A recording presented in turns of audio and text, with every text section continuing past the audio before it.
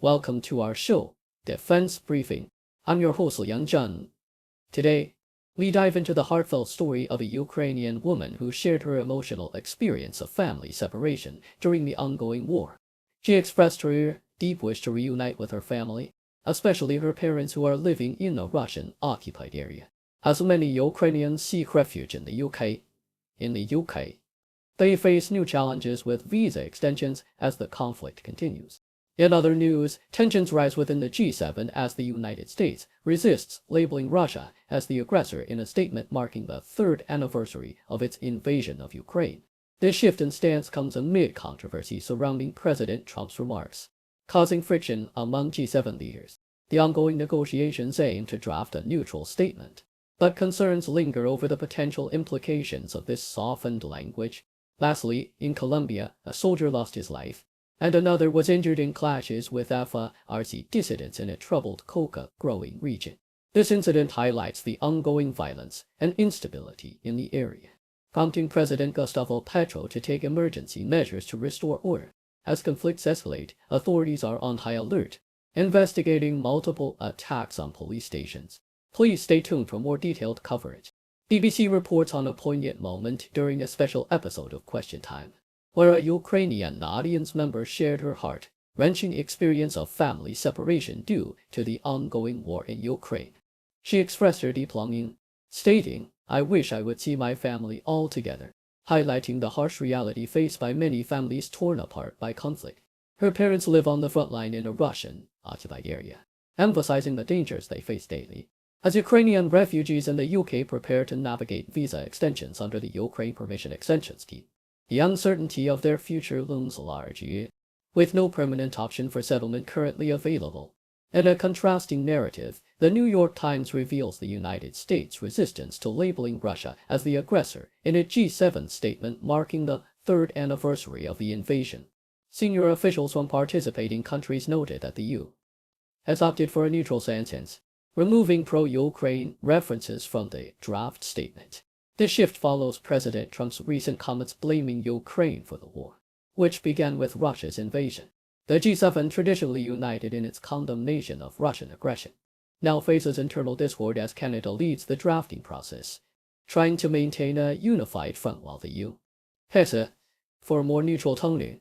CNN elaborates on the diplomatic tensions within the G7 as discussions continue over the upcoming anniversary statement. The EU push to avoid assigning blame to Russia reflects a broader shift in its approach to the conflict, contrasting sharply with the Biden administration's previous stance. President Trump's remarks have sparked concerns among other G7 leaders, who fear that softening the language could embolden Moscow. As the group prepares for a virtual meeting, Western officials stress the importance of maintaining a clear narrative regarding responsibility for the war, while also navigating the complexities of U.S. domestic politics and its implications for international relations.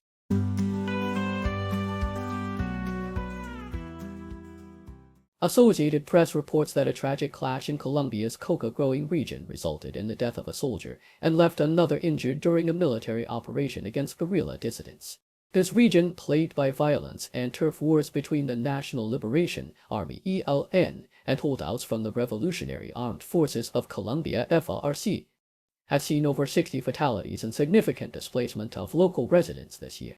The Colombian army attributed the injuries to an improvised explosive device, underscoring the ongoing dangers faced by security forces in their efforts to establish control in an area critical for drug trafficking and other illicit activities. The Australian Broadcasting Corporation highlights the precarious state of negotiations for the second phase of the Israel-Hamas ceasefire, which was initially agreed upon to alleviate the humanitarian crisis in Gaza. While the first phase has seen some success with hostage releases and increased aid deliveries, the upcoming phase is fraught with challenges. Both sides have expressed frustration, with Hamas accusing Israel of stalling negotiations, while Israel's foreign minister warned of potential military action if talks do not yield results. The stakes are high as the second phase aims to secure the return of remaining hostages and commence reconstruction in Gaza, but analysts predict that the path forward may be tumultuous.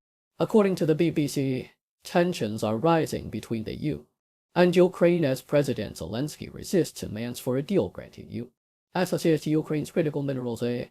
White House advisor Mike Waltz expressed frustration over Zelensky's rejection of what he termed a historic opportunity for sustainable security guarantees in exchange for aid.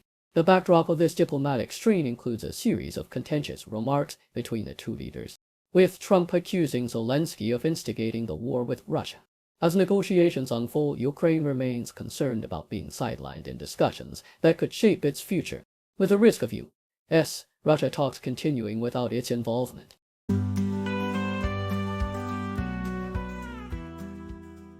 South China Morning Post reports that the United States has decided not to co-sponsor a UN resolution that marks the 3-year anniversary of Russia's invasion of Ukraine, a move that could signify a significant shift in support from one of Ukraine's key allies. This resolution, which aims to reaffirm Ukraine's territorial integrity and calls for the withdrawal of Russian troops, is backed by over 50 countries.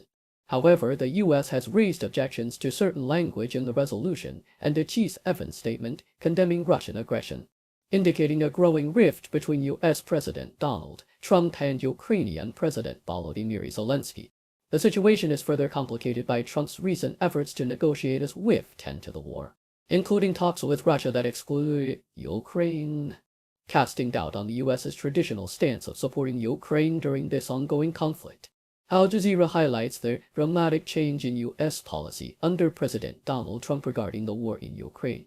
Trump has accused Zelensky of misleading the U.S. into spending billions on an unwinnable war and has controversially placed blame on Ukraine for starting the conflict. Despite Russia's clear invasion, this shift raises questions about the motivations behind U.S. involvement in Ukraine, suggesting that personal grievances from Trump's previous term may overshadow the nation's best interests. The discussion features insights from various experts who analyze the implications of this policy reversal on Ukraine's future.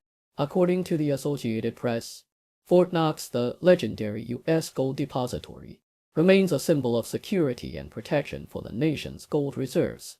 President Trump recently mentioned that Elon Musk would be inspecting Fort Knox to verify the presence of gold, although Treasury Secretary Scott Bessent confirmed that annual audits ensure all gold is accounted for. Established in 1930, Fort Knox has stored a significant portion of the U.S.'s gold, totaling 143 million ounces. The facility is renowned for its impenetrable security, constructed with robust materials and guarded by strict protocols. While the vault has only been open to a select few over the years, its reputation has permeated popular culture, featuring in films and cartoons, cementing its status as a secure treasure trove.